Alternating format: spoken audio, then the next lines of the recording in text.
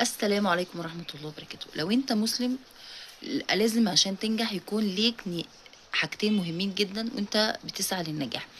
اول حاجة النية، واللي اتكلم عنها الرسول صلى الله عليه وسلم في الحديث القدسي: انما الاعمال بالنيات ولكل امرئ ما نوى، فمن كانت هجرته لله ورسوله فهجرته لله ورسوله.